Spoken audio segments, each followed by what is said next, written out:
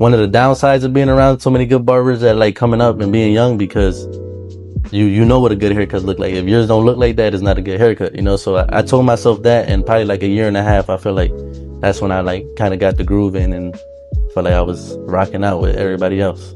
Now, did you ever get like a cosign from Chax in your early grind days? Like, yo, that haircut came out really, really dope, or like, nah, bro, that's not it. Like, you gotta do this. Like, was he there along the way too? Like, yeah, Chax was always there. Chax was always there. Like I said, he was never there in a moment to help me, because I never wanted that. I wanted to do that on my own. I wanted to figure stuff out and learn different techniques on my own. But definitely when I felt like I did a fire haircut in the basement, I would take a picture and send it to Chax, and he'll pull up his little editing thing, circle what he felt was wrong and I could have fixed, and he'll tell me how to fix it. And yeah, but it's definitely, he was always around. He was always a mentor to me when it came to this. So what was your game plan after Robert Fiance? So my game plan was just to, I'm gonna be honest, it was hard. It was like hard to really focus on cutting hair and focus on getting better. So I feel like I stayed at a standstill while I was in school, you know. I felt like I was still pretty good skills, like skill wise, but I felt like I was at a standstill because I was doing both, going to school full time and working. So I was really just focusing on efficiency instead of like improving and getting better. So my main thing once I got out of school was just to get better and become the best version of myself that I could, you know what I'm trying to say? And then for like long-term goals, I really want to work under Dappers. And so I feel like I'm ready to make that move and, you know, probably open up my own shop. And then even then, I probably wouldn't even want to branch out. I probably just want to make another branch of Dappers, make a Dappers, like a second Dappers, or, you know, anything like that.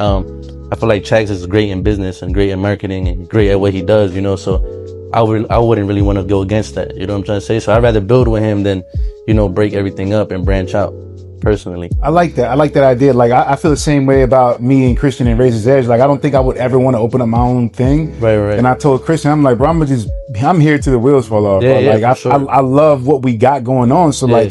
like you said, if anything, I would want to branch off into somewhere else with a second location maybe, but I would never want to do my own thing or work in a suite or anything like that. I love what we got going on. So I could definitely, you know what I mean, understand what you're saying with that. Yeah, for sure. So you went to Robert Fiance right after high school? I took a year break from high school to Robert Fiance. I took a year break. So I left high school early February maybe. And then I ended up early February, and then I ended up going to school in March of the next year. So I took like pretty much like a whole year off in between the two. Okay. You know? Now like cosmetology school is expensive now. So yeah. I took a year break. It was really more so for the financial part. Just wanted to be financially ready, and most importantly, more like financial comfortability while I was going to school, like not having to stress out or anything. That's a good game plan. Now, did you find like the state board, any of that difficult for you in any aspect? I'm gonna be honest, I didn't. So I've always been book smart. I've always been easy. Like I've always learned stuff quickly when it came to like book wise and anything like that. So when it came to school, they would literally teach us the same thing 5 days a week. Like they would repeat the same thing 5 days a week. So it's easy to just catch on to it, remember it, and just be like ready to go, have it in your memory type thing. So I never really found it hard. When I took my state exam, I actually first try I got like an 87. And I just rolled Same off with of me. that. I think I got an 86 when I took my written exam. Yeah, it's pretty easy. I studied for maybe like a week before. I was still going to school when I took my test and everything. Yeah, me too. Yeah, it was easy. It flowed. Everything flowed. So. Yeah, I was the same way. Like I don't even think I studied, bro. I was just like, I just winged it and I got like 86 on my written test. I was like, word. Like that was easy. Like yeah. I was doing Quizlets, just quick questions. Oh yeah, just popping them and just refresh my memory real quick.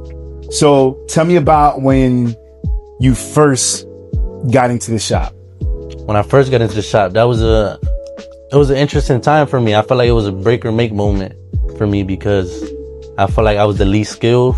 I was the youngest. I had the least amount of clientele. But like the odds just kept stacking up when I looked at it that way, you know. But I kind of just looked at it like I had all the potential in the world. I had all the room to grow. So that's kind of what I based it off of more than like the negatives and the cons of it, you know. So it was good for me. I was able to come in here, be around great barbers. They would help me out, and just I was able to learn still, and you know, be able to grow. I feel like that's most importantly. I feel like a lot of people, they go into shops looking for clientele. When I feel like a lot of people, like especially like the younger guys, they feel like they should be looking into shops for the people that are around too, the people that are working there. Like, they got to be able to be assets to you, you know, like you should be an asset to them and they should be an asset to you. That's how I feel like you come together, you contribute, you guys make a great thing happen. You know what I'm saying? Now, you started at this shop though, right? Yeah, I started at this shop. Yep, okay. I started at this location. I'm probably, I make 3 years in August actually. Okay. Yeah, so I've been here for a little minute. I started when I was 16 cutting here. I was probably like 16, like a month away from turning 17. So I was young still. Yeah. Now, being one of the younger barbers in here, what do you feel like you bring to the table at Dapper's as being like the youngest one in here? And also on the flip side, what do you think you gained from the OG barbers in here?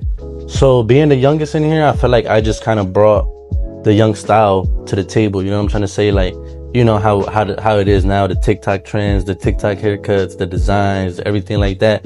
I feel like I was just able to adjust, but it was also hard for me because I grew up around the OG barbers. So I always knew fundamentals. I always knew like haircuts were supposed to look properly proportioned. You know what I'm trying to say?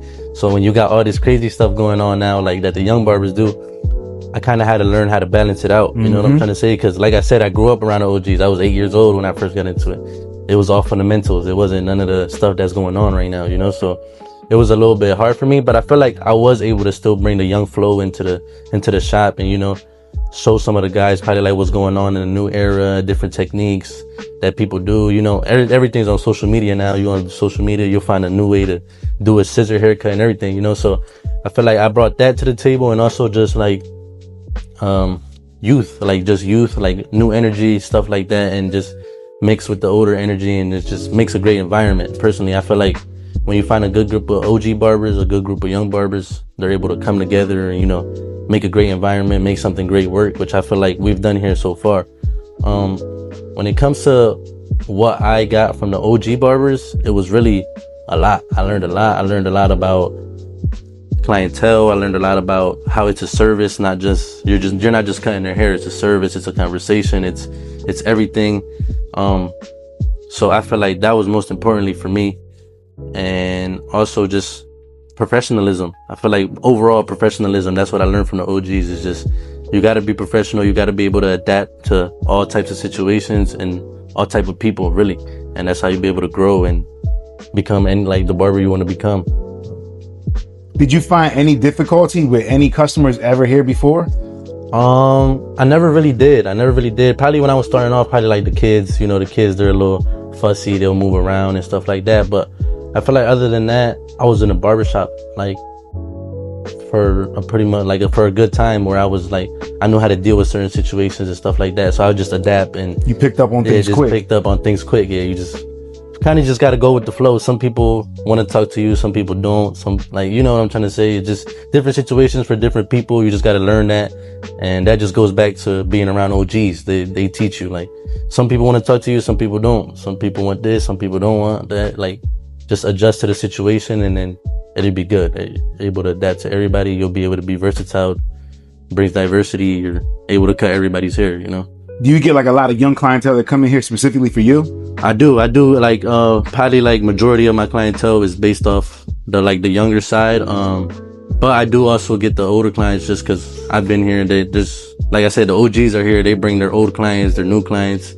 They all bring flow into here. So it brings, diversity and versatility throughout. So I cut older people, I cut younger people, but for sure majority is just the younger people, because I'm on social media. They see me on face everywhere. They like, sure, who Peanut? I'm gonna go see what he got going on. They'll pull up and cut their hair, and then most times they come back. So that's, probably majority just the younger clientele.